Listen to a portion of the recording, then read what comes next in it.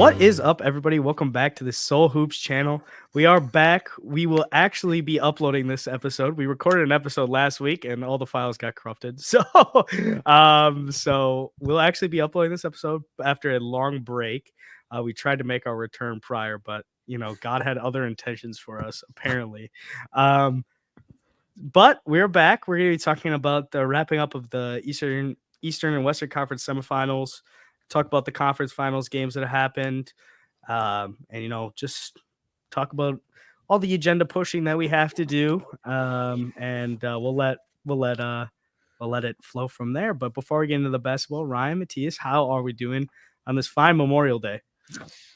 I'm feeling like we're gonna get either an all-time great Anthony Edwards performance tonight, or we're gonna get like 8 for 30 or something like that. It's gonna be. He said he's putting up shots today, no matter what. So Yep, and I told Matthias before the show, like whenever Ant says that he's gonna fight through the help and he's just gonna shoot, that usually means bad things. Yeah. So I'm not looking forward to whatever comes tonight. I mean, maybe he will turn into Jordan, like everyone says, for a game and take us there. But I don't know. Yeah. Yeah, though. I'm doing well. I was just mainly working on Scout. I got the first player for the draft working on Matas Buzelis. Right now, it's just going through film. It was a good morning. But no, about the Anthony Edwards thing, I just wanted to add that I've honestly been really happy. I think last pod that didn't get recorded or got corrupted or whatever, I was talking about how happy I was with Anthony Edwards' improvement in his decision-making, and I felt like he always made the right read. So I don't necessarily think he needs to force the action at all, and I actually am very worried about what's going to happen tonight. And then after we said that, he decided to not do that at all the next 5 games. He's been shit at that, but I don't know. I think tonight I just saw something that said Luka is questionable. He's gonna play, but yeah, I don't know, you guys. Being down 0-2, conference finals, it doesn't feel very good. It does not. It's fine though. You're good. You'll persevere through it. Yeah. But all right, well, let's talk about it. We're gonna start with the Eastern Conference because we all unanimously agreed that the Eastern Conference is significantly less interesting to talk about than the West. I think we can start with we'll start with the Celtics Cavs. 4-1. The Celtics dominated all the way through pretty much. They had the one bad shooting game where Donovan Mitchell kind of exploded that they lost. And then Donovan obviously missed the last 2 games of the series. I think the main takeaway is just like they obviously fired their JB Bickerstaff as well. So that's interesting to look at. They're looking at coaching hires now, which I saw a really great post. It was like, how did JB Bickerstaff get fired? And the Kings coach, I'm blanking on his name. Mike Brown. Yeah, how does Mike Brown get an extension or want an extension or whatever? I thought it was very funny to see that. And I was like, okay, whatever. I didn't even respond. I just said, you can't be serious, not responding to that. But I think it really pointed out all the flaws that this Cavs roster and organization have. Like, the roster construction is just like, they're good on defense, but they're really small. Like, they're just really small. And like, obviously having a Donovan Mitchell and Darius Garland backcourt, that's going to happen. Like, but you need to supplement that with big wings then. Similar to how, even though Ant is not small, I'll use the Mavericks as this example. Even though Luka's huge, he's like 6'7", between 6'7" and 6'9". He's still not a good defender. And Kyrie's not like tiny, but he's also like not like a big guy. Yeah. He's they supplement that with big wings to take pressure off of them, with getting PJ, Derek Jones Jr. coming in, and then having these bigs that can hedge these screens really well. And the Cavs have half that. They have probably the best defensive front court one of the best defensive front courts in the NBA.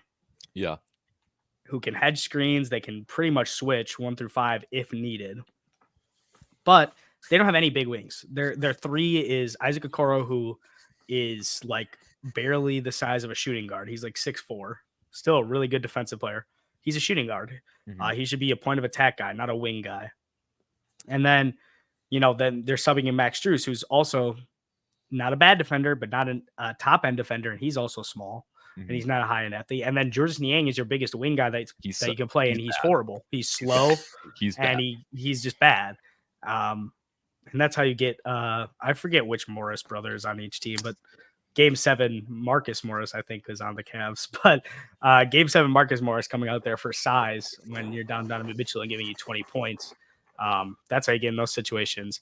And then organizationally, like, I think the Cavs, it just put on display that like a lot of the energy and culture on this team is not engaged. Like, I don't know if that's the right word to use, but that's the word I'm going to use. It doesn't seem like they're like fiery about playing in a playoff game, or like, they really are going after it a lot of the time. It seems like they're complacent in how they play and in the game flowing through the pace that other people are determining, and they don't determine their pace. They don't inflict their will on the game. And when you're a team that's trying to compete, you gave up all these assets for a top 15 player, you're trying to compete, then that's not the culture you should have. You shouldn't have a good player as good as Donovan Mitchell with the supporting cast that is pretty high end. It's not elite, but it's still a good supporting cast, and not be able to have passion or fire in a playoff game. Yeah. So, I don't know. Yeah. I mean, I think it just comes down, the word I think of when you talk like that is they don't have an identity.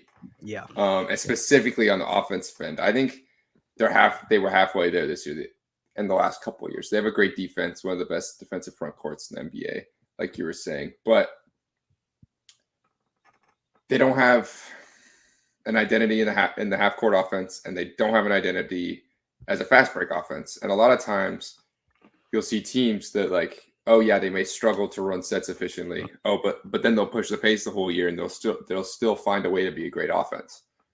Mhm. It felt like the Cavs just didn't have anything like that on the offensive end, and they would just like run one set, like one action of a set, and then if not, ISO whoever at the ball. That's Darius Garland, Mitchell, LeVert, and maybe it's like part of it could be they put too much faith in the development of Mobley's offense. Which it feels that way. Yeah, but I don't think Mobley he's made strides, you know what I mean?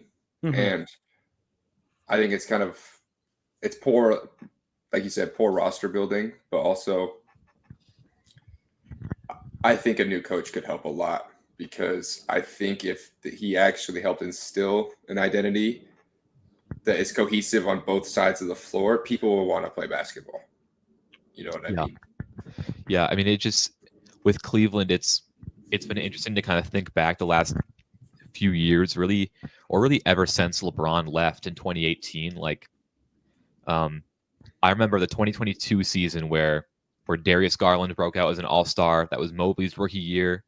That was Allen's first full year with the team. They had Lauri Markkanen on the team.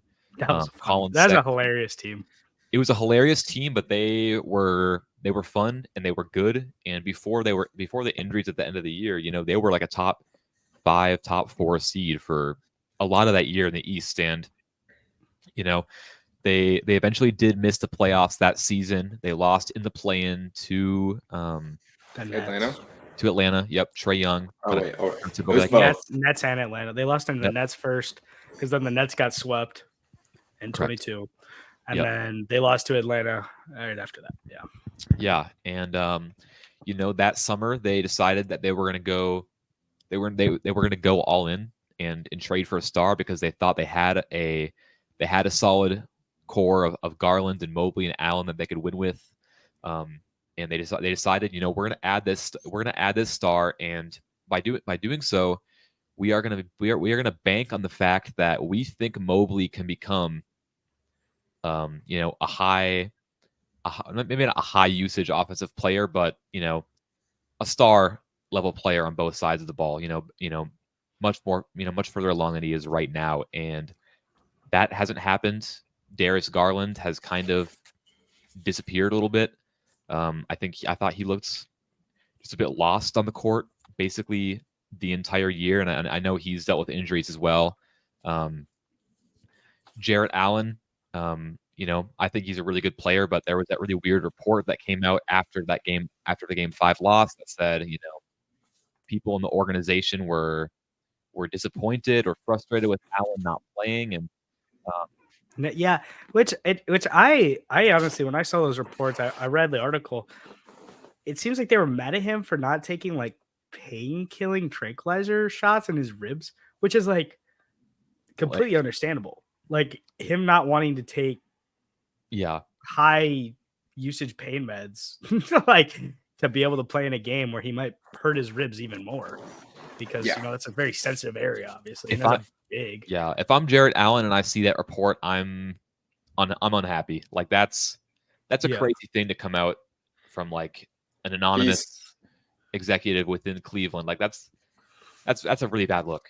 When they lost, and just there's been a weird trend this offseason, like this season, with like all of these teams that have had discussions throughout the year with these like insiders like Shams and Woj. Lakers, as soon as they lost, articles. It's Cleveland, Phoenix, all these teams immediately, which honestly, like, which we've had this conversation. I think we've probably had this conversation more than any podcast ever, probably. But like the media problem, like there is a real media problem in basketball right now.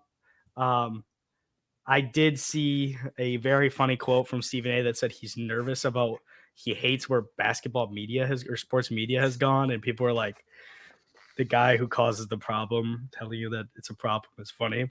Yeah. But like, I think that's handled really poorly. And I think the comfortability for organizations to talk about players like this to insiders under this guise of anonymous scout, anonymous executives, anonymous personnel, like coaching staff, like all this stuff, like it creates dysfunction in organizations. And there's a trend on what organizations and where those organizations are headed. The stuff that comes out, the Lakers, all this stuff is always coming out about them. I get it. They're the biggest market in basketball. I understand that. They're the biggest team in basketball. They always will be. But like, there is a very specific reason why players are iffy about going to play there. And they're always trying and trade rumors. And there's always issues in the locker room because of these anonymous sources, and we can be honest about the Lakers, at least. A lot of them are probably just Clutch Sports talking to Shams and Woj. Yeah. So like, and like all these other teams, Cleveland, this has been a repetitive problem since like LeBron days in like his first stint in like 2005 to 2009. All the quotes coming out from the front office and all these staffs about problems with how LeBron, leads and, how he goes about his whatever. All these things are always coming out from Cleveland reporters, from the front office executives, from anonymous sources, and it causes problems. And that's why there's Donovan Mitchell rumors, unfortunately. Yeah. Which I don't think Donovan Mitchell is going to get traded. I think he's going to stay. I think he's going to sign his Supermax. I don't know why he wouldn't. I mean, like, I get why he wouldn't, but like at the same time, I don't really know if he's made so much money though. Yeah. Players are about their money, like most. They are. But like, I look at these rumors with Donovan Mitchell, right? And I see like, oh, the Lakers would be aggressive. The Lakers don't have the assets or the players to give up that you would be worth trading him there. Brooklyn, they have a lot of future picks for Phoenix. I would take those. But like, are you really getting back a great return from them? Probably not. The Knicks, like the Knicks are a much better team than Cleveland, but like realistically, like if you're shipping off $40 to $50 million in salary, a bunch of picks, you're putting yourself over the second apron. I don't know if their roster is going to be as deep and as good as it is right now, which obviously is fine. You're getting a top 15 player to substitute in for Julius Randle and like one of their role players, but like it's not like any situation is perfect for him. And I think the Cleveland situation could be pretty good. And I think there's a chance that I've seen a lot of people talking about that he makes a transition to playing point guard if they do decide to move Darius Garland, which I would be fine with. I think he's the best with the ball in his hands. I think Garland is getting moved. I agree. The report about him talking to the front office if Donovan decides to sign his extension, it was like a really weirdly specific report. Yeah. The thing, if we're going to talk about like Garland trades, the first thing I think about is Garland in pieces for like a Paul George. Add a wing with size, they can play off ball, but also take the ball out of Donovan Mitchell's hands at times. Yeah. Let a Koro play shooting guard. Yeah. Yeah. Add size around him. Or and it's a realistic like value because I think the Clippers are going to try to get away from the wing heavy offense and they could get a young guard that could actually kind of. Yeah, I would like that fit. For sure. I don't know how I don't know how the sign and trade thing works because I think the Clippers are a second. I'm pretty like almost 100% sure that the Clippers are a second apron team. Maybe not because Harden's a free agent and so is Paul George. So maybe they're not a second apron team. But I know if you're second apron, you can't sign and trade. Okay. Which is a horrible rule, but whatever. So I would like that fit. It allows the Clippers to get a little bit younger. Obviously, getting a young, high-end player. I would also like his fit in San Antonio, but I think the Spurs should really. I know that their timeline is going to be accelerated because of the Wemby talk, but I think they still need to build through the draft with good contracts. And that's how the Spurs. I think they need to. They need to get the West is so deep. Get to that play-in level where you think that people think you're a borderline playoff team, then start buying on pieces. I would not buy on pieces before you ever got there because I think there's a lot more issues in San Antonio than just the point guard position. Like we just have to be honest about that. Oh, 100%. Like the backup big position still like I think Zach Collins was pretty good, but you could use a different big. Yeah, like another one. I think with San Antonio, it's just like they're also just a franchise that works through the draft. They haven't really made big splashes, so they're not going to randomly go away from that. They have 2 top 10 picks. Exactly. Shout out to the Raptors for losing all those games and not having their pick. Let's go. Yeah, failed take. But no, I honestly think the best move for Donovan Mitchell specifically is to stay with the Cavs with a new coach. See what changes can be made in the offseason just around the roster and you run it back. Yeah. If I'm the Cavs, I actually probably would shop Jarrett Allen before I shop Darius Garland. Send him down to the Brights are too light. And the things coming out from the management, like that's some weird, like that's 2 exits now of the playoffs where there's some weird things being said around Jarrett Allen. I would address the coaching search. And then address trades after that. Do they have a draft pick this year? I don't know. Or does Utah have their pick? No idea. Good question. Oh, they do have a pick. They have to pick 20. Right. I would keep that pick. I would not trade it. I would take whatever defensive-minded wing you could get. Big wing. I know we were talking about a couple of guys before the draft or before the recording, even though it might be a little early, like a Ryan Dunn, someone like that. I would try to take a guy like that, defensive instincts. And I don't think you really need to be aggressive in this offseason. I think if you are thinking about making roster changes, I think you just let it come naturally. If a good deal comes up for a player like Jarrett Allen or Darius Garland, who you're willing to move, then take it. And I think if you, even though Brandon Ingram has kind of had a down playoffs and he's been iffy this year overall with the injury issues that he's had. I mean, if you really don't believe that Darius Garland or Jarrett Allen is like really going to help you and you want Mobley to play the 5 and you just want to go and do that, like then do that. That's fine. I would not be aggressive in shopping either of those guys. I still think they're good enough players to help you win at a high level. I don't know if they're going to be a championship players, but they can win right now. But I wouldn't be like, we need to get off Darius Garland and Jared Allen. Yeah, But I think there's a lot of teams who would take Jared Allen and give you good return. I think a team like Memphis, you package Jared Allen with the 20th overall pick, and you try to move up and get a more offensive juiced wing. I don't even think you need someone with offensive juice on that team. I don't even think you need to include. I don't even think you need to include 20. Like Memphis might give you Jared Allen for 9. I know it's a but like what, like Memphis, like what do they need? They have a really deep roster right now. They need a big man. Well, they do need an offensive wing. I feel like if there's so many good wings right around that.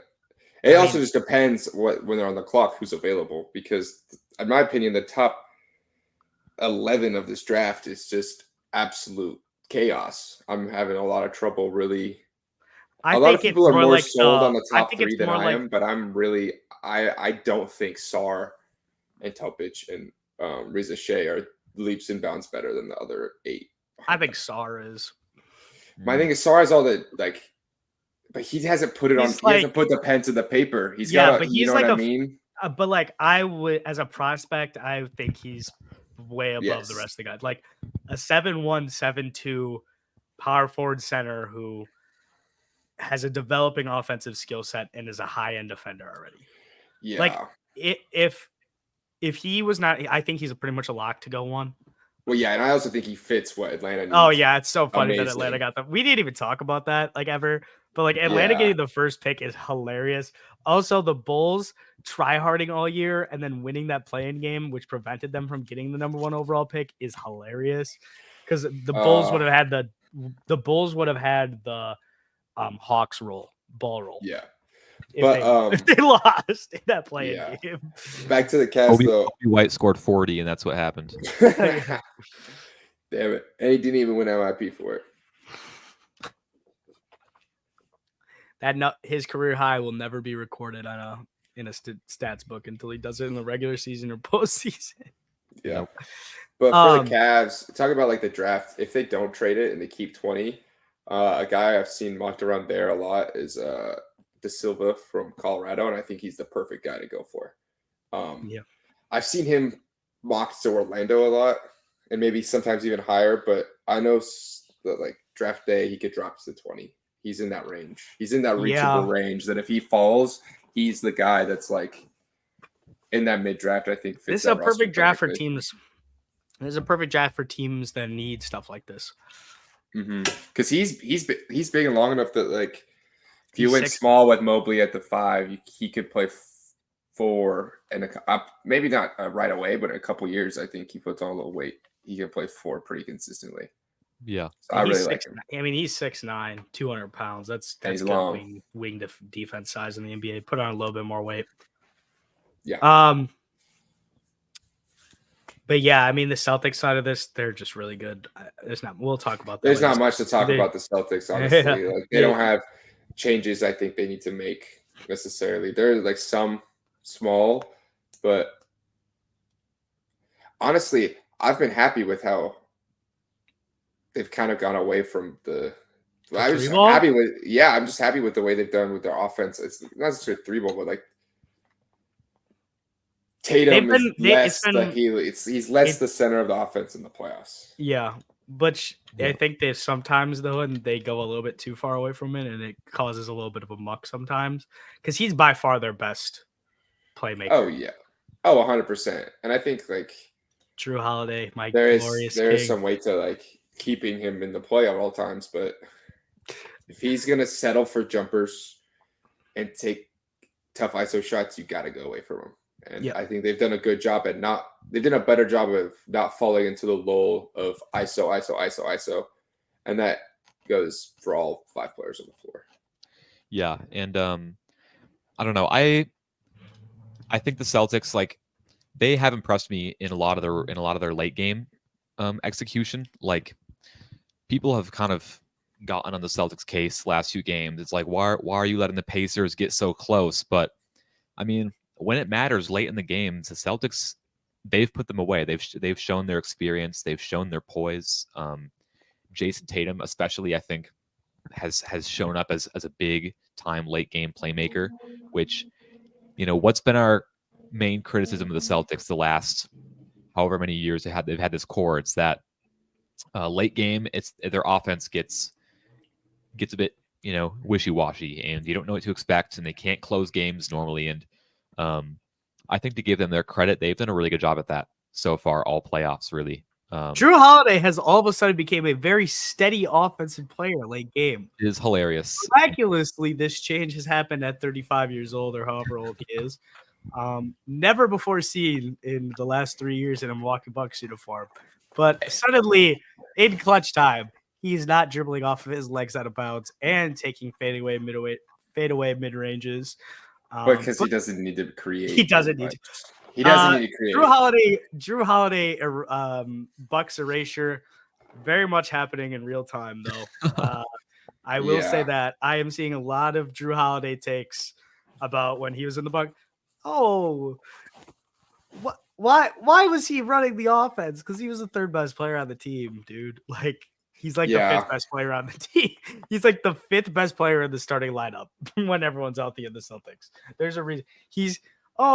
I think that was highlighted a lot when Chris 7 shots a game. Yeah, and I think that was really highlighted when Chris went down, and he kind of like had to step up. And if you think about it, once Chris went down in the Celtics series, he never really like was healthy or really there for a long period of time with Drew Holiday again. So I think at that point, playoffs. And then Giannis Giannis was hurt, so he was still this two options. So it's like, he had to play a bigger role on offense than he was when they won the championship.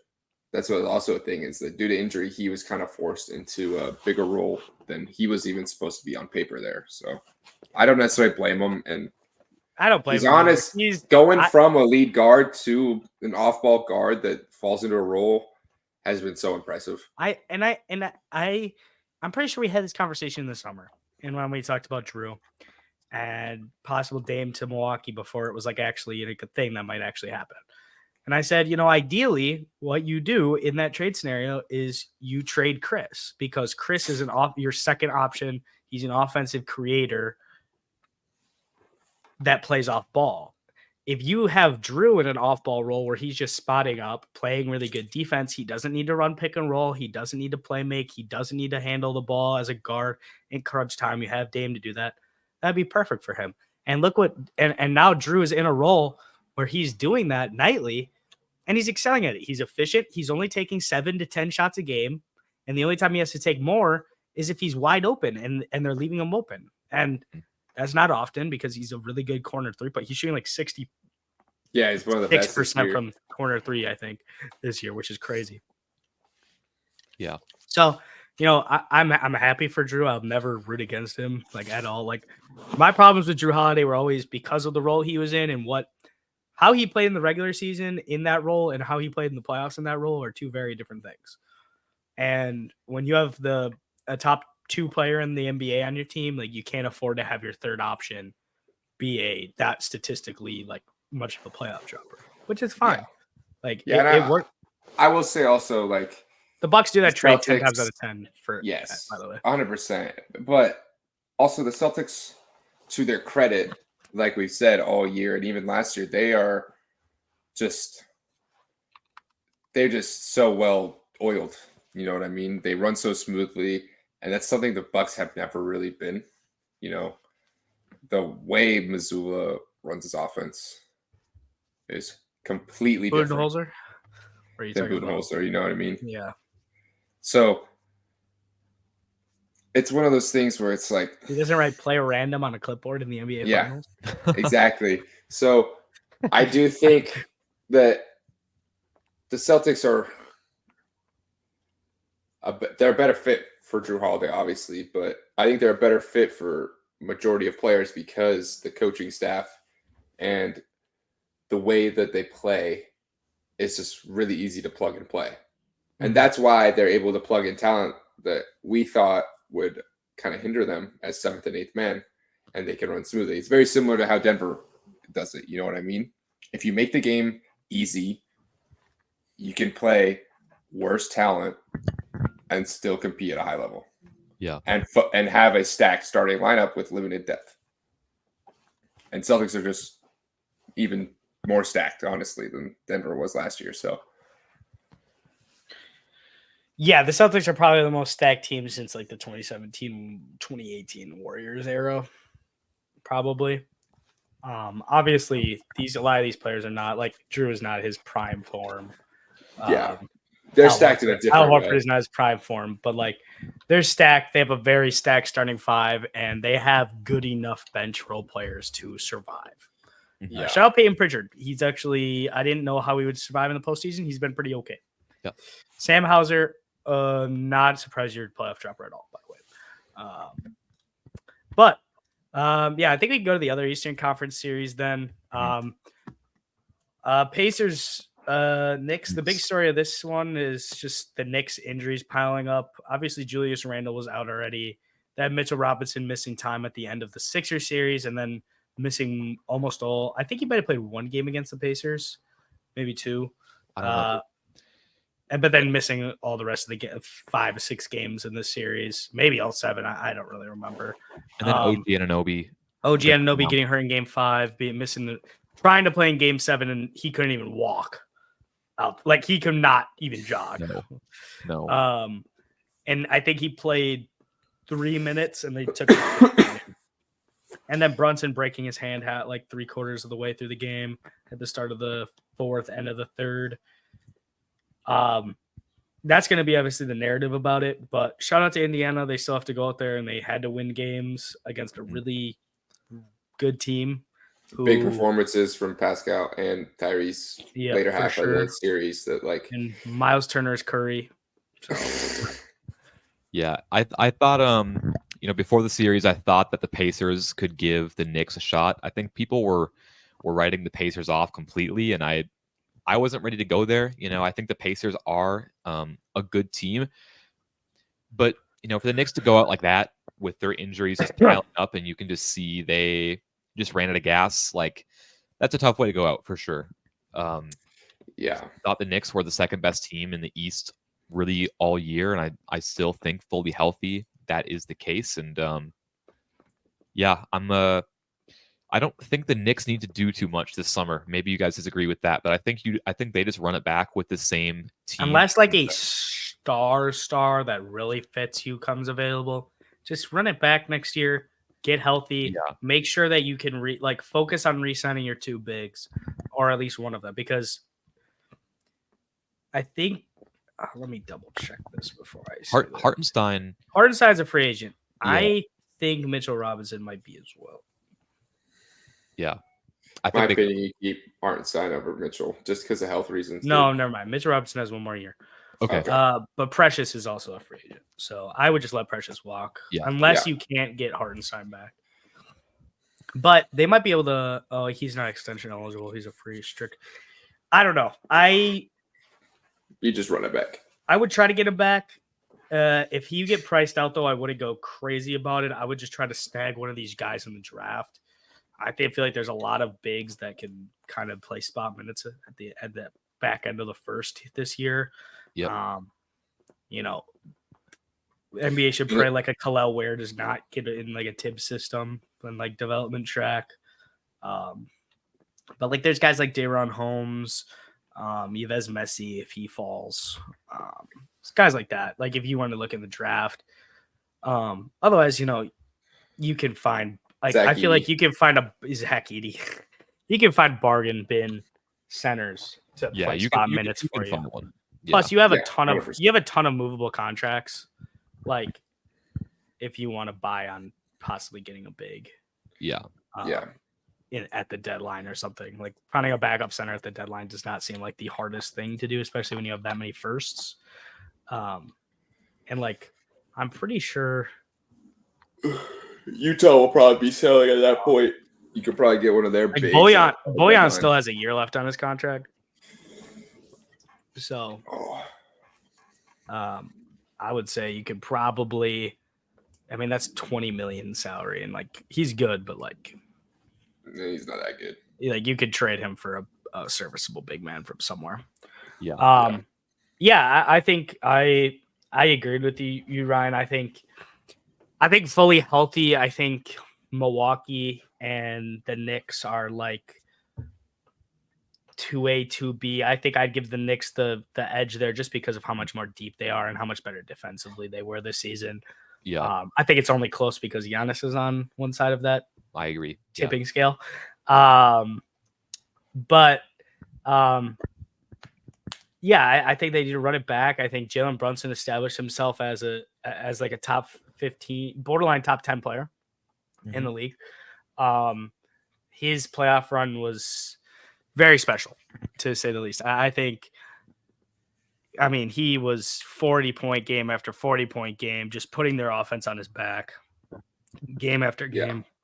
Shout out Alec Burks, GOAT, game 7 GOAT coming in there and scoring like 25 for them. And Josh Hart absolutely went crazy. It's nuts though that the Knicks, like their front office change, and coaching and bringing in Tibbs and stuff when they did has been revolutionary for this organization. Like from where they were not even 3 to 4 years ago to now. Yeah. Just finding guys that fit what they need and getting them on really good contracts. And I think I get where people are going to say about, why I always see it like, why did the Mavericks let Jalen Brunson leave for only 24 million? He wasn't this good. Like, that's just the facts of it. He wasn't this good. And honestly, if you thought that he might be able to take a next step as a lead guard, which a lot of people did, that the Knicks did, the Knicks are lying to you if they thought he was going to be averaging 35 points per game in a playoff series one day. I will say that the Mavericks could have looked at the writing on the wall and seen his playoff performances for sure next to Luka and be like, oh, maybe this guy's a playoff riser who can take another step. I think the Mavericks are good with where they are. Oh, they're 100% good with where they are, but I don't think the Mavericks necessarily made the right decision by letting him. No, I would probably agree with you too. It ended up working out for them, but it was still probably the wrong choice. Yeah, probably. Yeah. I mean, even though it's not like they made great choices after making the wrong choice. They actually I think they had a really great turnaround. Hey, that trade keeps getting posted for Kyrie, and I'm like, what's the context behind this? Yeah. The Mavs. There's a reason it was so weak. We'll talk about them when we kind of hop over to the western side of this, but their turnaround from last year, where it was like, is Luka going to request a trade? Is this thing going to fall apart? Like for that organization to go from that to where they are now is remarkable. It's insane to me. Literally. Yeah. I don't know. You got anything else to say about this series? I don't really have. I mean, just about the Pacers. I mean, I think they're in a great spot. Obviously, we could talk about the Eastern Conference Finals now. Down 2-0. Yeah, probably. Blew a really big lead with the game without Halliburton, which was really disappointing to watch. But they're in a good spot with young guys have stepped up, and I know we were talking about the Spurs and how some people want them to buy in. I think it's time for Indiana to buy in. And I know they did a buy-in with Pascal, but I think they can do more. Especially with Nembhard and other role players coming up and proving that they're talented. I think they can get some people to bite and they can get talent.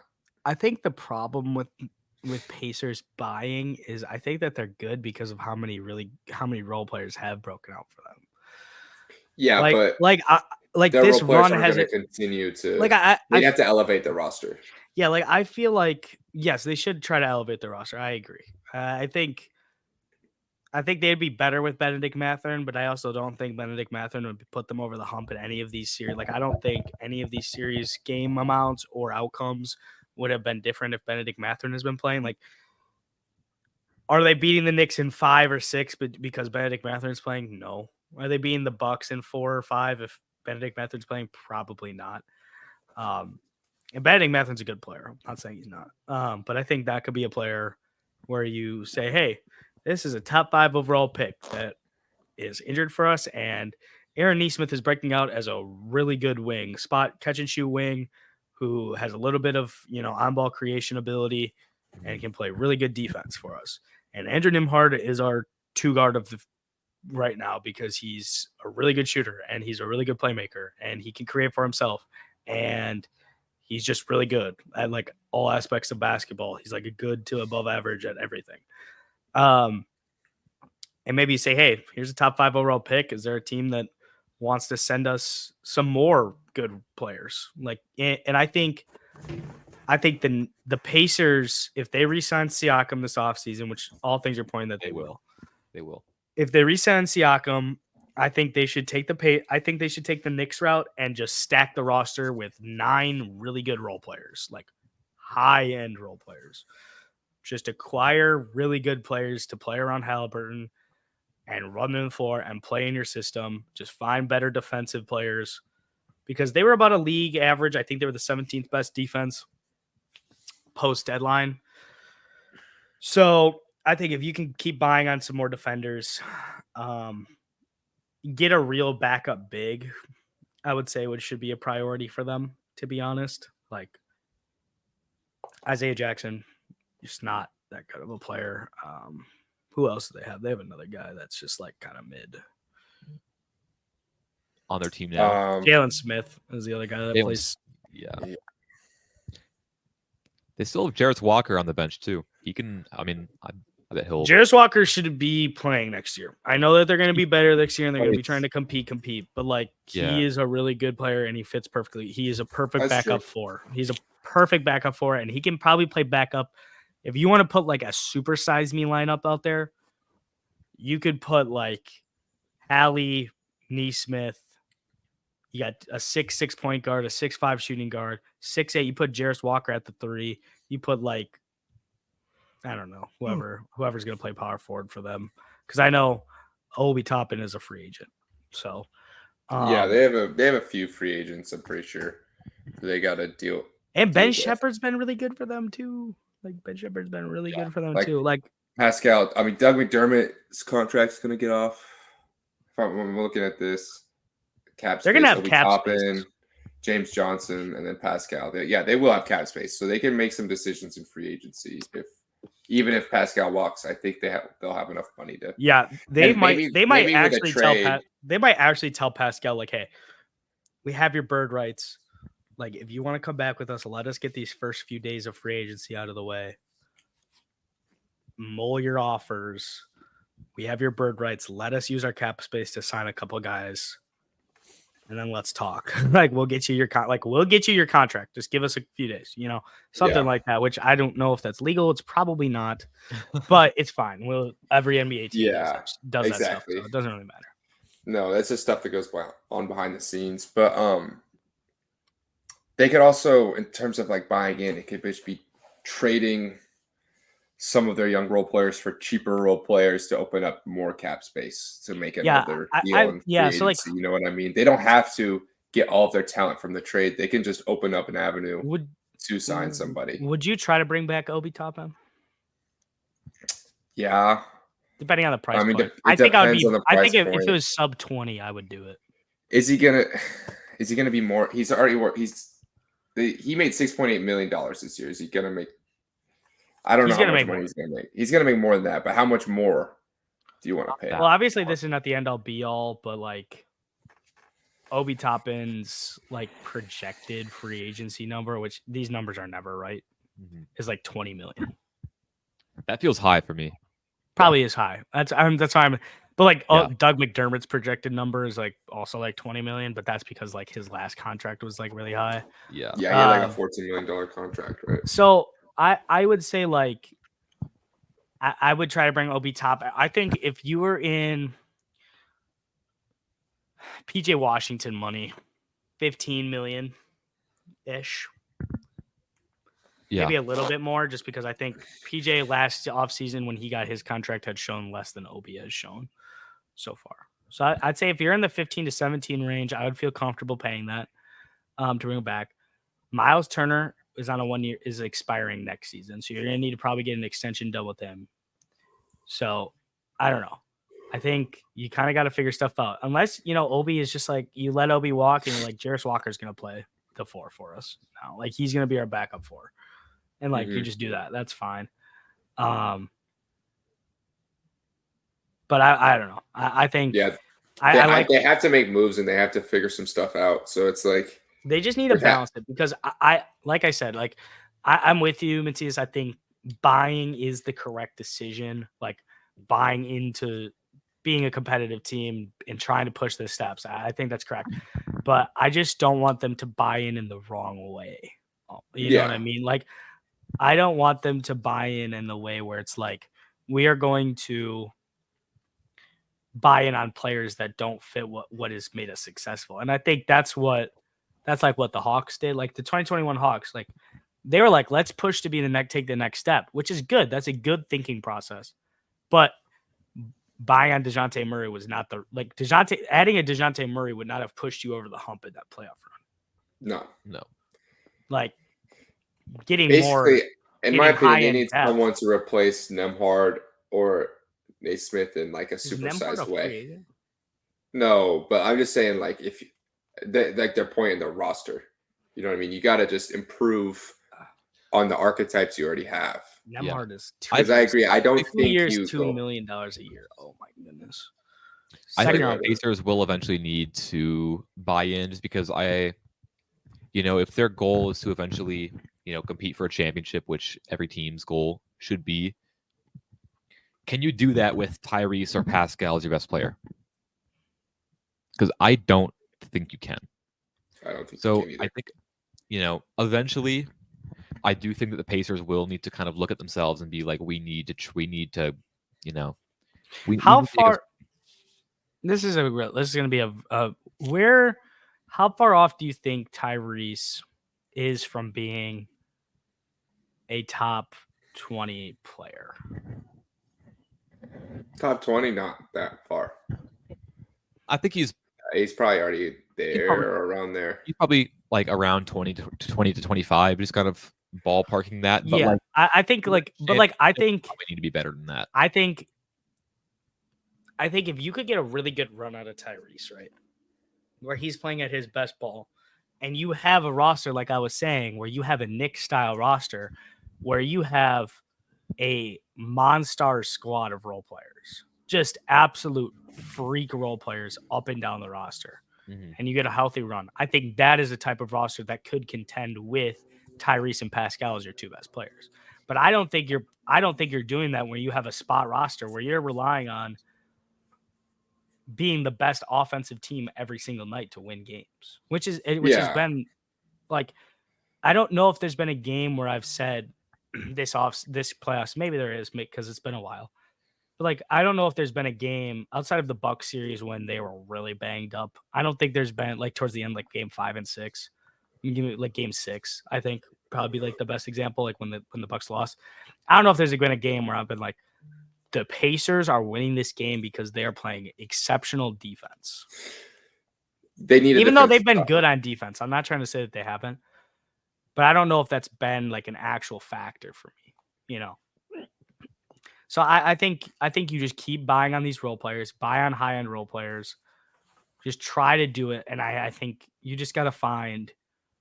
You're gonna have to just search for guys that fit what you want to do and can patch the holes in your roster, and that's how you continue to be a competitive team.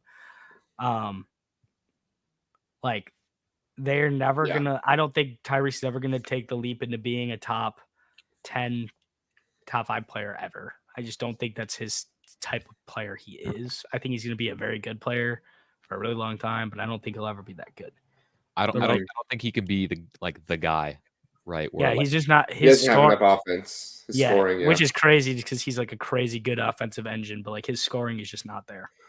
But that's why I think if you get a wing with them, Tyrese creates so easily that I think. Would you try to sign and if trade you get another top 25 player and you just rock 3 top 25 players and Miles and then a plug-in shooting guard or small forward depending on the position with young like Jarris Walker and other defenders off the bench.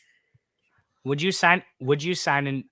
I don't know if Like I think that's their avenue. Oh, okay. Wait. To All right. I'm looking at contention. it right now. Detroit Pistons style. For the You know what I mean? Clippers, like we were talking about Paul George with the Cavs. Like, would Paul George be a guy like going back Oh to yeah, Indiana? 100%. Like, 100%. I think he's due 48 million. You have cap space. You have the bird rights on Pascal. You could take on that contract if you're willing to pay the tax. But I don't know. I don't know how Indiana's ownership is about the tax and cap space and stuff like that. But like, are you willing to say, hey, we'll take Paul George's contract. We'll give him the extension for 2 years. Like, we already got Tyrese paid. Tyrese was already extended, but obviously he hit his bonus incentive, so his contract is going up to 270 million now. So I don't know if they really.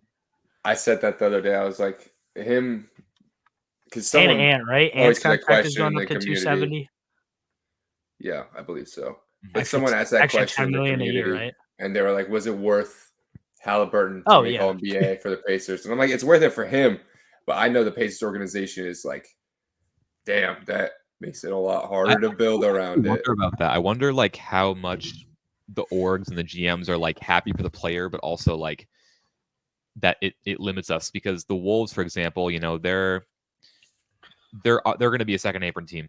They already are. They already are, and Ant's salary boost does not really help that at all. It makes it much tougher for the team to kind of work around the apron. So I don't know. I do wonder kind of how teams think of that. I'm curious to see, which we can kind of wrap up this Eastern Conference talk. Yeah.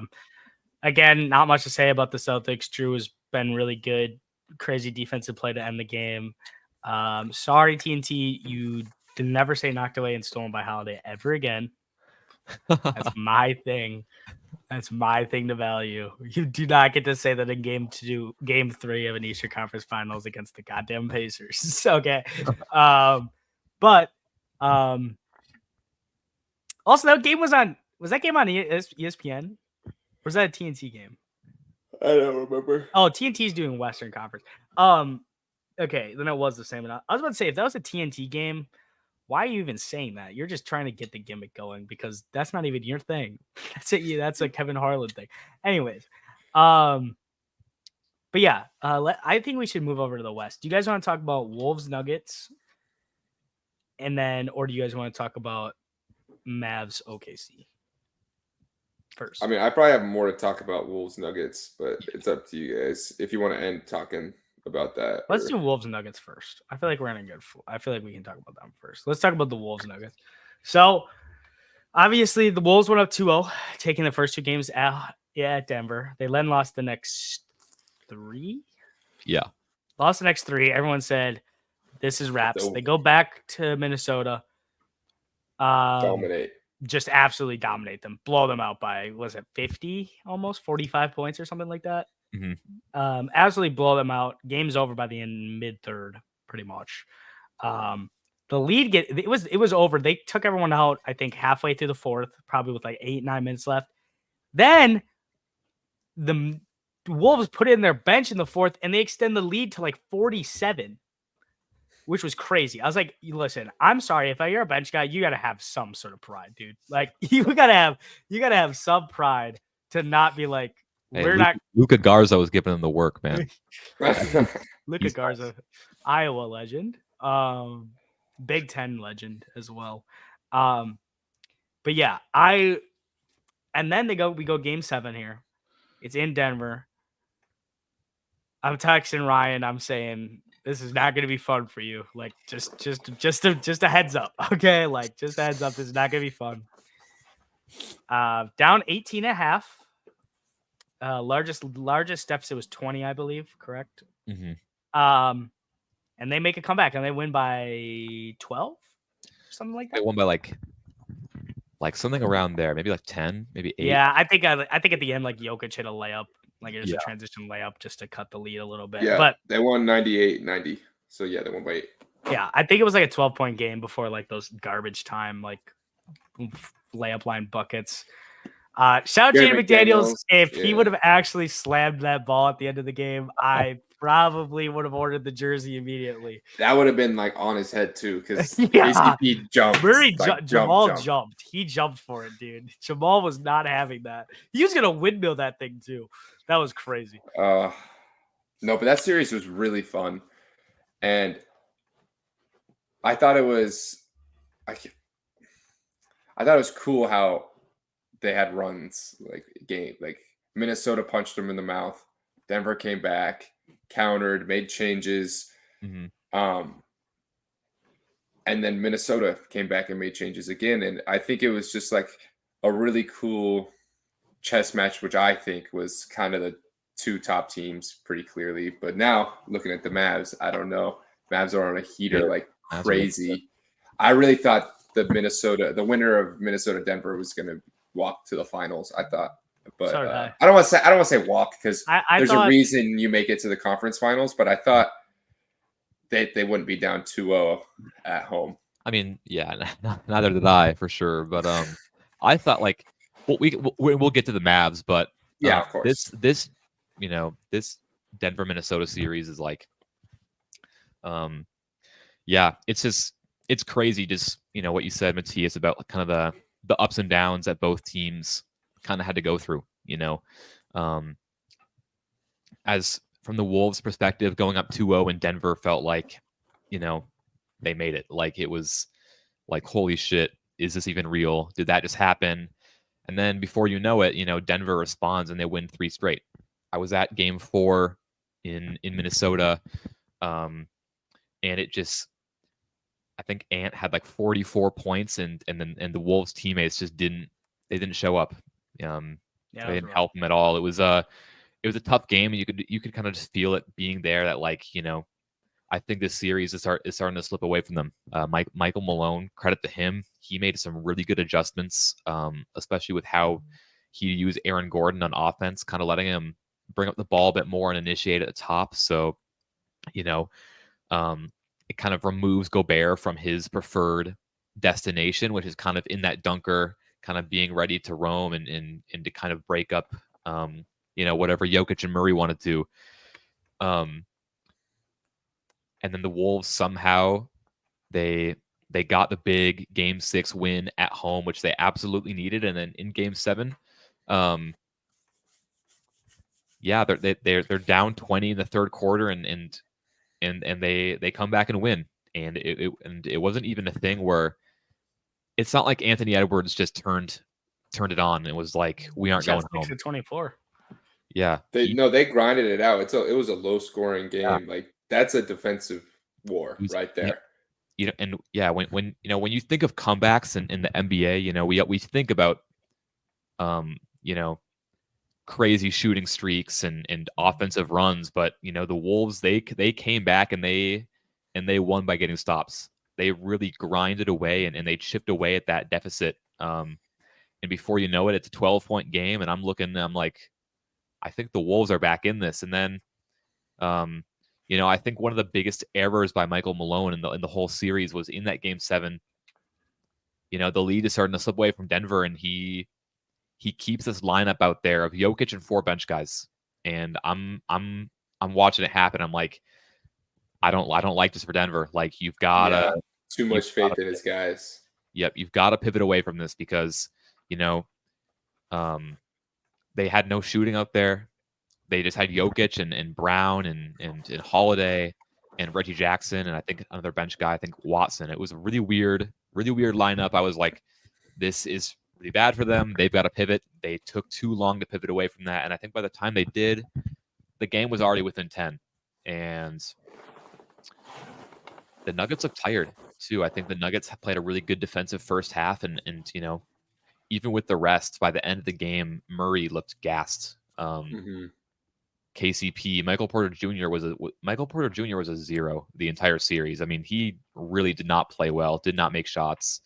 Jokic had a good. I mean, Jokic is always Jokic, but the Wolves, they chipped away at the lead. They did have some big plays on the stretch. Naz Reid was great for them. Cat had that big putback to really seal the game. Anthony Edwards kind of got going a bit more. He was guarding Murray full court, really making it tough for him in the second half. really just a remarkable series, and probably like the defining moment of my Timberwolves fandom too, because Yeah. we've never even been close to this in 20 years. Oh yeah, and like you kind of mentioned it, there was. Did you mention Jaden McDaniels? Sorry, I did not. he had a great Game 7, Yeah, and that was also, I think, it was a scheme thing to kind of, I don't want to say let Jaden McDaniels score, but it's kind in of terms of who you're gonna guard, he's the fifth person probably you're gonna guard, maybe fourth depending on Rudy and who's on the floor with him, but. He capitalized. He capitalized on worst matchups on offense, and he made his shots. And Naz Reid also played amazing in that Game 7. He had some good defensive stops as well. I believe he had a block on Jokic in the fourth quarter. Huge. It was a Huge. big block. And he altered a good amount of shots in that Game 7, not just of Jokic, but many other players. So it was like, it was a win of committee because Anthony Edwards was 6 of 24. 6 of 20. He struggled. He had a bad game. Yeah. Yeah, and then I believe Rudy struggled. Someone else. Oh, Conley struggled. Conley struggled too. And so it's like. Also, shout out to Cat for that big first. Yes. Cat was. Cat. I tweeted out. I tweeted out. It's gotta be Cat. It's gonna be a Cat game. They're gonna focus on Ant. They're gonna double him. They're gonna triple him. Like they're gonna show him heavy pressure.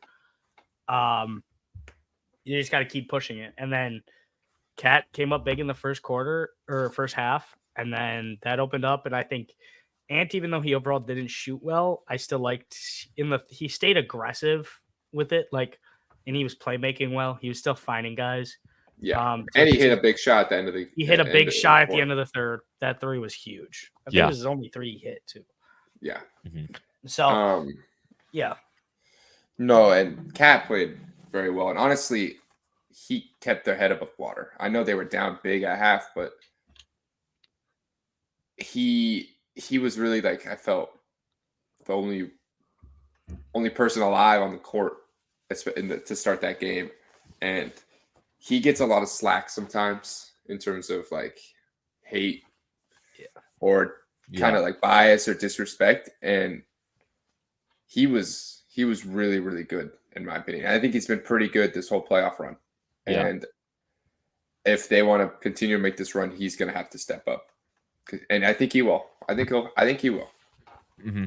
Yeah, I mean, tonight, Game 3 between the Wolves and the Mavs, Cat is going to have to be better for sure, and it's going to have to be better. I think that's kind of what this conference finals comes down to, in my opinion. Like, Ant and Cat just haven't made their shots. And I think once they start doing that, if they start doing that, I really do think the Wolves can kind of take back the reins of this thing, and they need to steal a game in Dallas. Obviously, they need to win tonight, because if you're down 0-3, there's no hope left. They need to win tonight, and I think they could tie it up 2-2 going back to Minnesota, and then things get different from there. But yeah, Cat, Ant need to be better in the conference finals, and I mean, these two games have been really close, even though they've kind of given up leads in both of them. The two games have been really close. If a few things just kind of go the other way, like some bad turnovers down the stretch, really, like whether that be Conley in game 1, trying to force a lob that wasn't there, or McDaniels is kind of throwing it to nobody, or in game 2. Like that and turnover at the end of the second game was brutal. Yeah, that was brutal. Like really bad turnover. Like, watching the game, I think once he turned that ball over, I kind of knew like that's the death of this game right there. Him turning it over. But yeah, I think we can flip to the Mavs Thunder side also. To me, this was a bit of a surprise. I mean, I kind of thought it could go either way before the series, but the Mavs looked like the much better team, at least to me, in the games I saw, which I wasn't paying as close of attention to this series as I kind of did the other ones, but I think the Mavs are just are an elite team.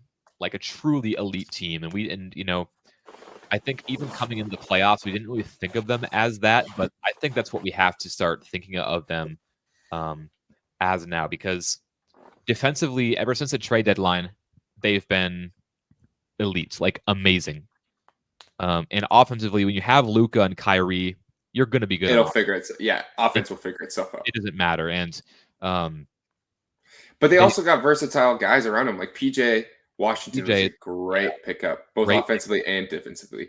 Yep. And they've picked up guys that I think a lot of people kind of just disregarded, like Dante Exum and Derek Jones Jr., where we've seen them be productive on teams and people just kind of are like, meh.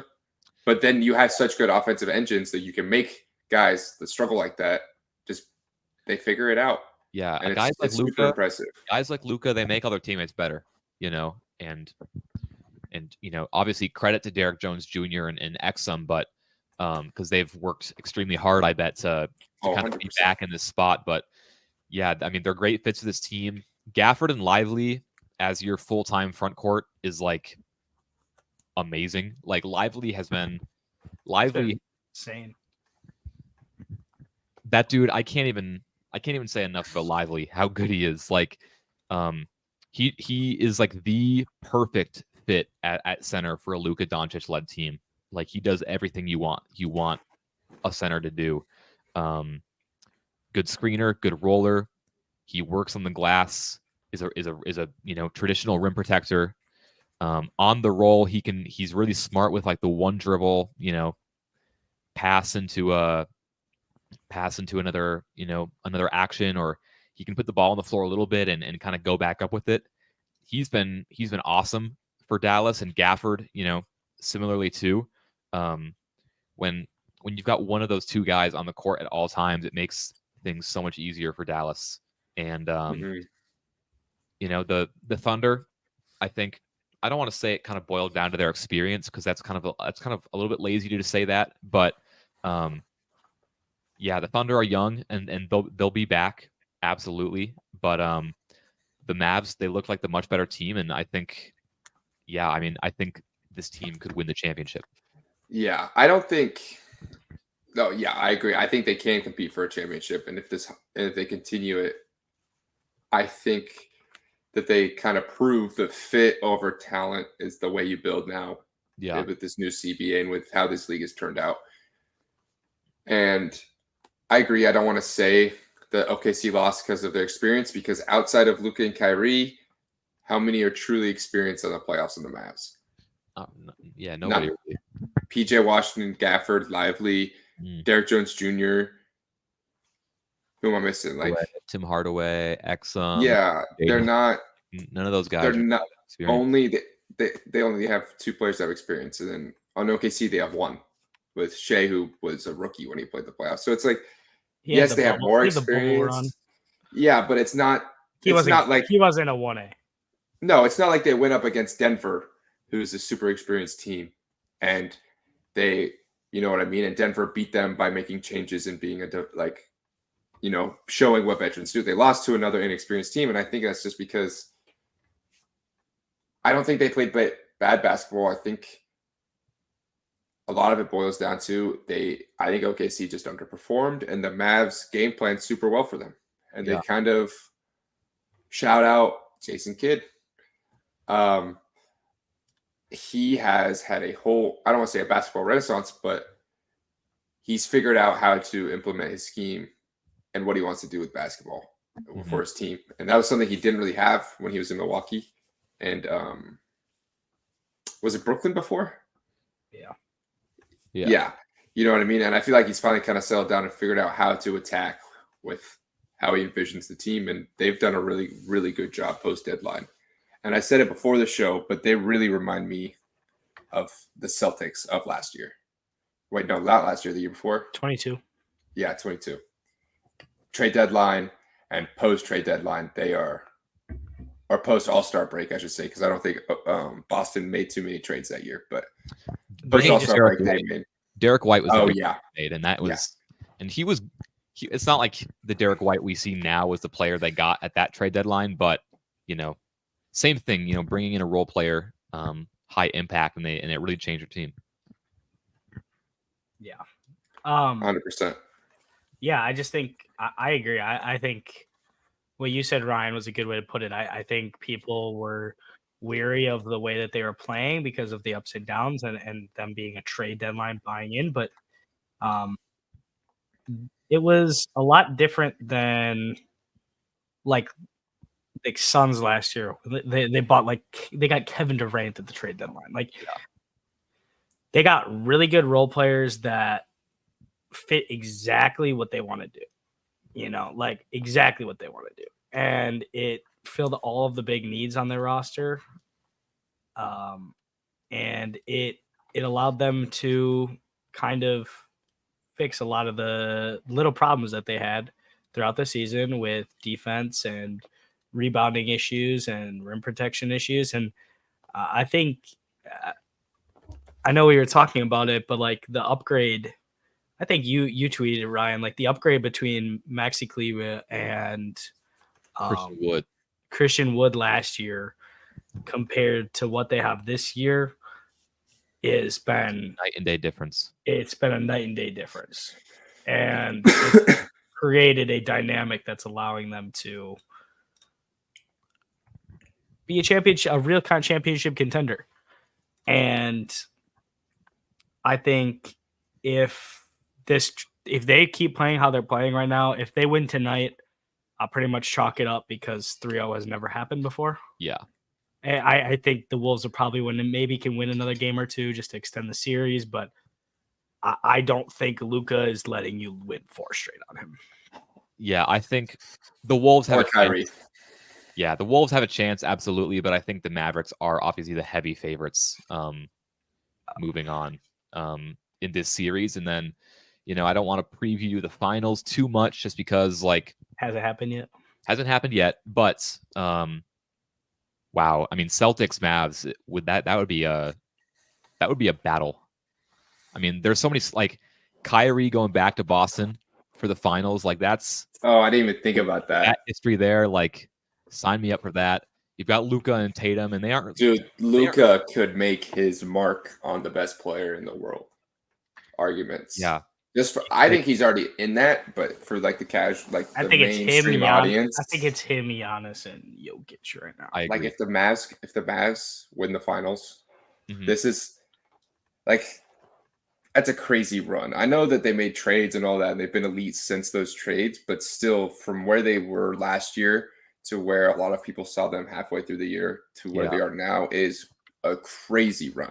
It is a crazy run, and we've known since Luka's, really his second season where he just became an All-NBA first team player in his second season. We've known that Luka is a guy that can go down as one of, the best players ever. And he's a 6-year player with 5 All-NBA first teams. Yeah. And should be 4. Dame deserved one of those, but whatever. Which one? 2020? Did he not get it last year? I think it might have been. It was either last year or it was last year.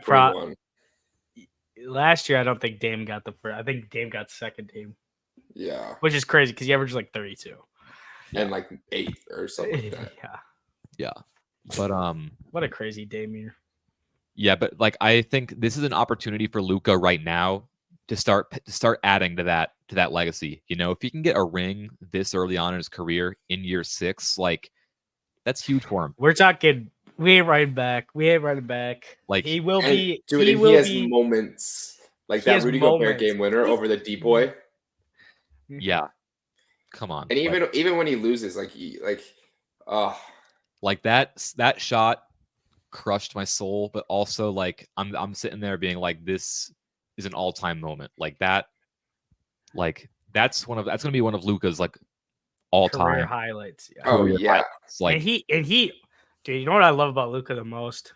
He talks.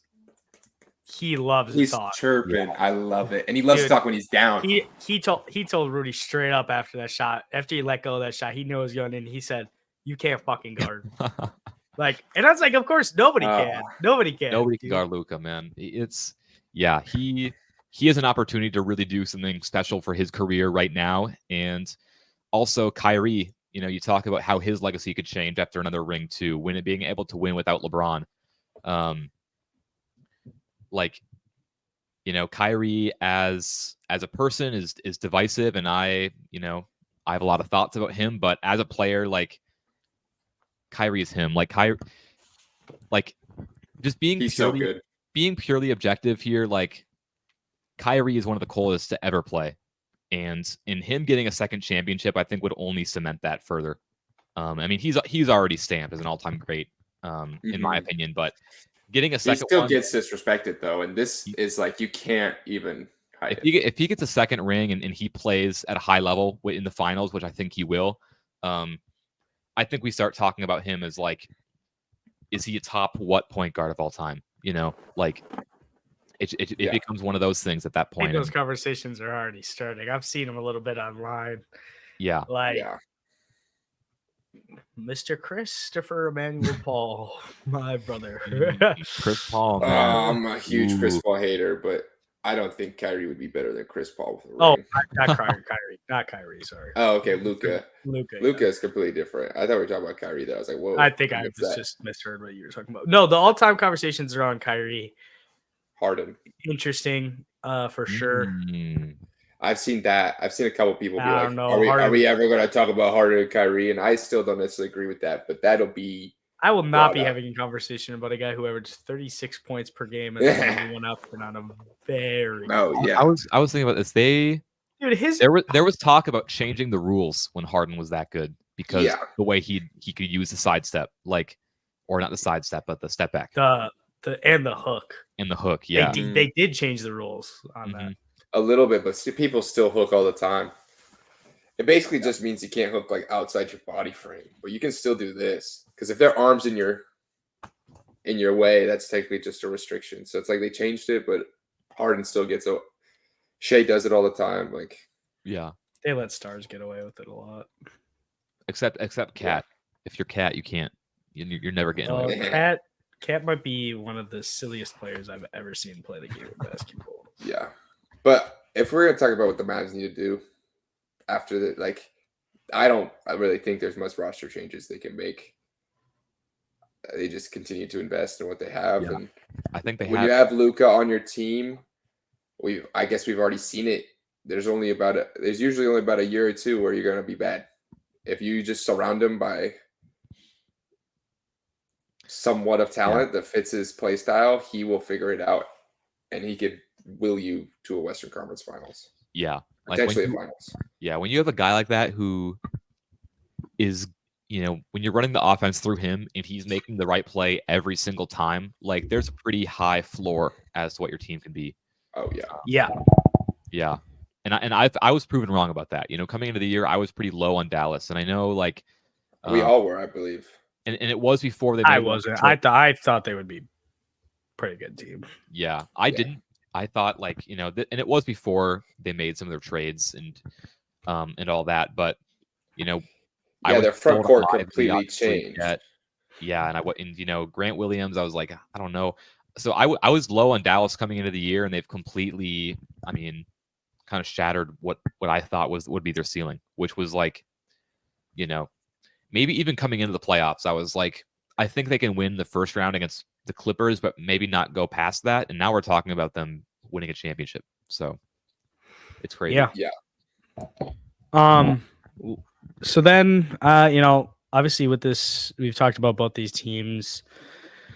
I feel like we kind of did talk about the OKC thing. I didn't really talk about it, but I just wanted to add one thing. I think should be a number one priority for the Oklahoma City Thunder to buy on big men this offseason. I don't care if they're not perfect players. Lauri Markkanen. Well, that is a dream scenario, yes. But but it's not dream because they have the assets. They are someone that can actually buy. The thing is, though, I think Lauri would be really, really good for them. I'm not saying he wouldn't be, but I think if they could get a Lauri, but I think outside of Lauri, I think they need a center. They need a real center that can play real minutes, whether that's a backup center or a guy that moving Chet to play the 4 and getting a center that you think can start next to Chet. and run multiple lineups, because there's too many times out there where it feels like they are putting so much on Chet's plate in terms of big man type responsibilities. And we've talked about it. We talked about it before, but like their system of crashing the boards and pushing pace and team rebounding, that's all great. But there is certain times where you need a guy on your roster who's going to bring a board down and give it to your point guard and just bring the ball up in a normal way. Like, Yeah. there But I think needs that's something they can get for cheap. yeah. if they're I'm not just saying going I'm not for a saying that rebounder. I'm not saying they need to mortgage the house to make sure they get a center, but if they keep their first round pick, I would be targeting a big man. If you can move up Yeah. into the first to that top 5 to 7 range, Mhm. and you can try to snag a Klingon, like that would be cool. I don't know if that really fits what they want to do on offense. Yeah, But- that's the problem is that they're so Or modern and unorthodox with the way What? they play. Zach Edey, bro, do it. No. No, I'm just kidding. He can't. I'm trying to think of other like. I mean, this is a pipe dream, but someone that's like a. No, that's way too high. I was gonna say one of the G League guys, but they're gonna get taken before 12, most likely, unless one of them falls. But it's like, I think there's someone that they're so versatile heavy. They're gonna want to target someone who is also very versatile, right?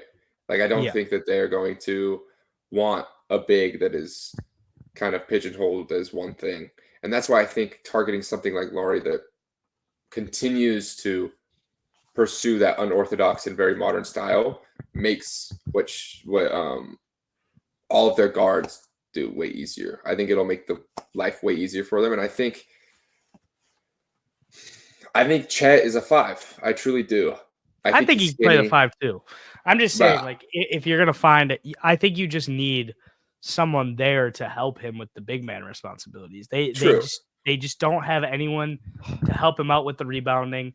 There's no other real rim protector on the roster too. So when he comes off the floor, you're giving up a lot of defensive ability at the rim, which I mean you stay very switchable, which is how they survive those minutes. But when you play a team like Dallas in the playoffs with one of the greatest scorers of all time in Luka Doncic, I'm giving him that label already. I don't care. Yeah, I mean, yeah. He is one Yeah. of the greatest scorers in the league right now. He is going to go down as one of the greatest scorers of all time. I mean, the Mavs there's- have 2 of them with Kyrie too. And they can, like, Jesus. Luka shoots a lot of threes. Kyrie can shoot, but they like to get into the paint, and they're very good at it. Kyrie is one of the best finishers of all time. Luka is an exceptional mid-range shooter, an exceptional finisher around the rim. Like, he just makes shots go in when he's in there. Yeah. If you I don't have people who can mitigate those shots at the rim and in other orchestras, it doesn't matter if you're switchable, because eventually you're going to play talent in a 7-game series who's going to figure out how to attack your switches. Yeah. And that's but what happened. The thing I think OKC can do is that they're already kind of trying to do it with the supersized versatility.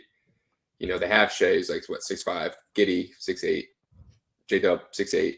He's probably getting moved this offseason. Yeah, he's most likely getting moved. But if you replace him with someone, it doesn't have to be Laurie, but a versatile forward that can play a jumbo 3 and play a 4 while playing modern basketball and stretching and not demanding too much ball time. Like, he doesn't demand the ball at all. He's a play finisher. In my opinion, they were putting the hands in Giddey and J-Dub for play finishing. And J-Dub can finish plays, but he's more of a versatile forward that needs the ball in his hand to create for himself. He's not a catch and shoot guy. And a lot of times the Mavs, I felt like in the Mavs series, it was just OKC was getting killed because they didn't have a play finisher. And they also have power forward is such a weak spot for them. And I think filling that role while fitting their play style is super important. And I also think that they have so much assets, and they should move on from Giddey, that they can pursue a wing, a forward, while also pursuing a backup big. Yeah, for sure. I think Markkanen would be a great player for them. I think Maybe this is really reaching, but if the Knicks are like, we think we can be good without Julius Randle, like I think that's a guy who could hit the Thunder do well too. Yeah. Like another one to oh, sorry to cut you off. Go ahead, Ryan. I was gonna say, like, they have so many picks and they don't need them. Like they don't, and they have Giddey, who I think teams would buy low on. Like I think there's a couple teams that would. Yeah, you might as well like just put together a package like that and get somebody, because like this team is really good and they're really young, and when you have a guy like Shea who's already kind of in that top tier, like they have enough to make it really far. And we saw that. I mean, they were in the second round. They could have gone farther. I think they just need to buy in a little bit more. Yeah, and I think they probably have the widest window of any team that's in the league, but also windows close fast, and you have to buy in with the talent they have. They have 3 guys on rookie contracts. Well, not rookie contracts. 2 guys on rookie contracts, and 3 guys on cheap contracts, comparably, that are young and can perform now. Yeah. You invest in that. You go get a guy that you wouldn't be able to afford it 3 years, and if it doesn't work out, you keep your core and you try to pay your core, but you let someone like Laurie walk. You know what I mean? But you go get it now. And if they don't want to fully invest in someone like of that caliber, that's more money and more assets, they could even go for someone like Jeremy Grant. I think Jeremy Grant, as the 5th best player on the roster, that could play 2 and 3. I mean, 3 and 4, and he's just a play under. You don't need him dribbling the ball like he has in Portland. I like that fit a lot. Yeah. J-Dub. And he'd be going back to OKC, but J-Dub and Shea set him up. You know what I mean? Shea is the third creator. That's always what Jeremy Grant's been to me, like going back to his Denver days. Like, he got his bag in Detroit, and he got paid in Portland, obviously, too. But yeah, Matthias. Oh, that was a terrible 8 hours of my life. Jeremy Grant getting overpaid. Even though I love Jeremy Grant. And then Dame requesting a trade after he got his friend paid. Yeah. Yep. Dude, please give my best friend all this $40 million and I'll stay. And a week later being like, actually trade me to the Heat.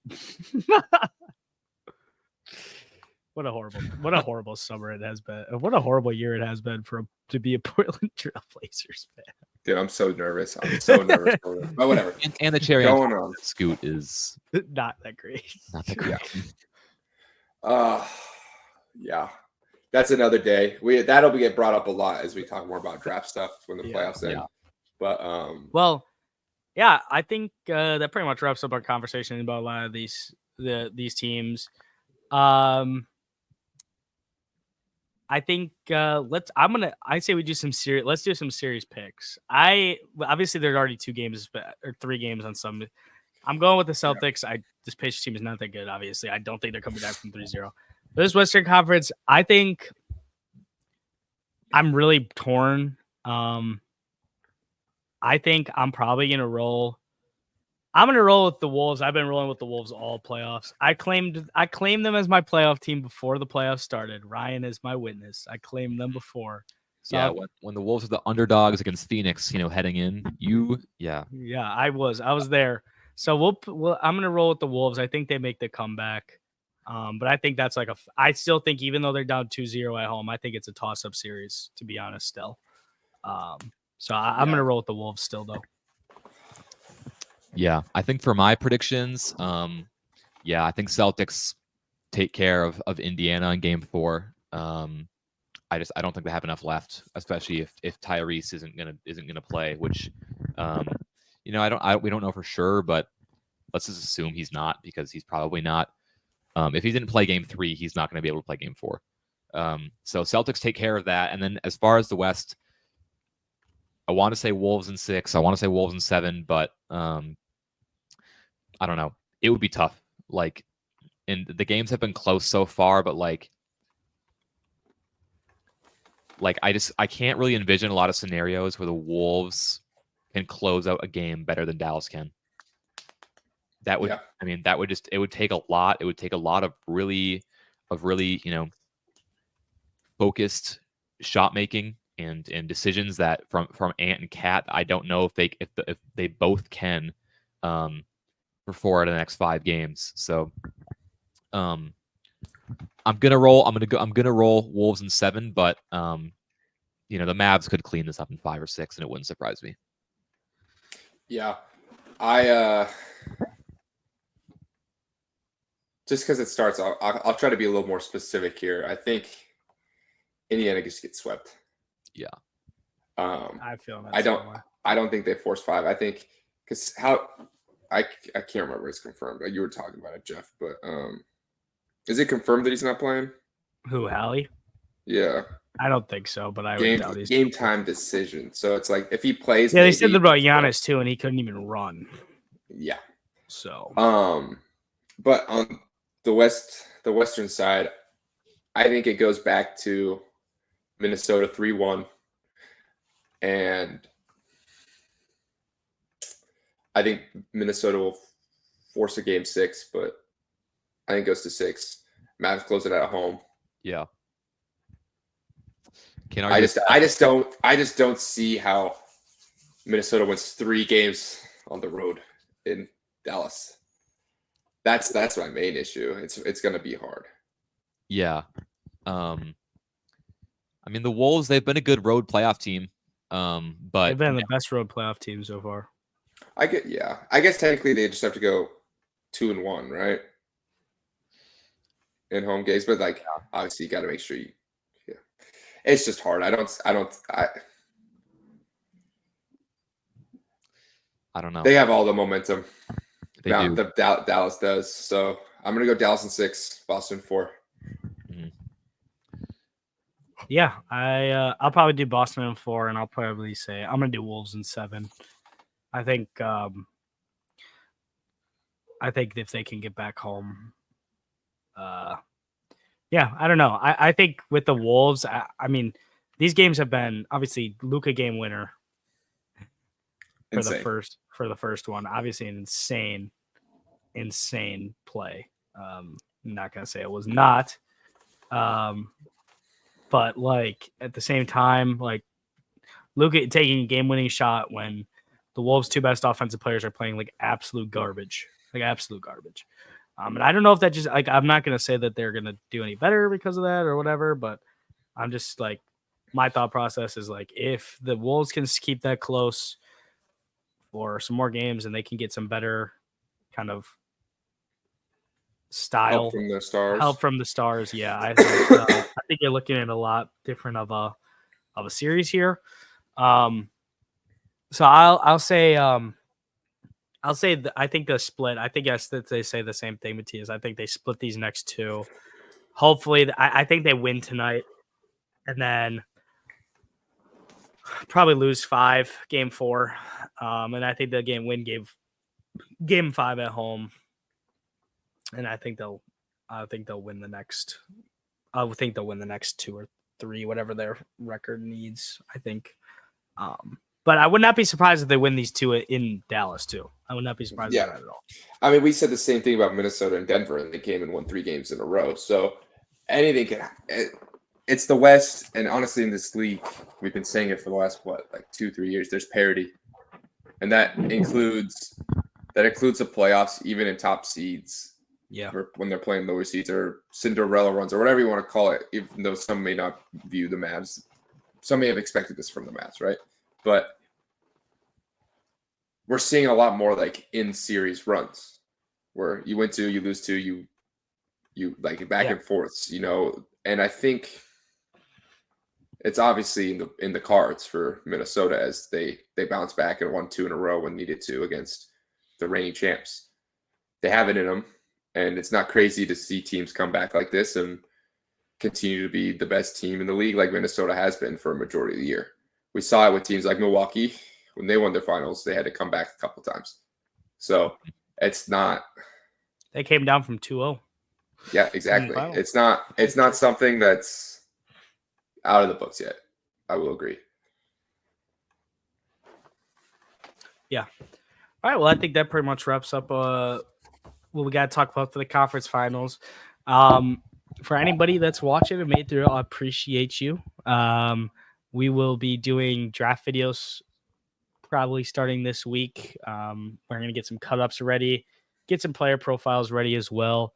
I think for the first couple, I think we're going to have them both ready simultaneously. I think as it goes on, once we get a better flow of it, I think we're going to just try to get the film and then kind of write our prospect reviews following that. I feel like that might be a better flow. That way we don't have to spend so much time getting everything ready for it. So yeah, but I appreciate anyone who's made this layer. Leave a like, comment, subscribe, share this video on all platforms, and peace out. Peace.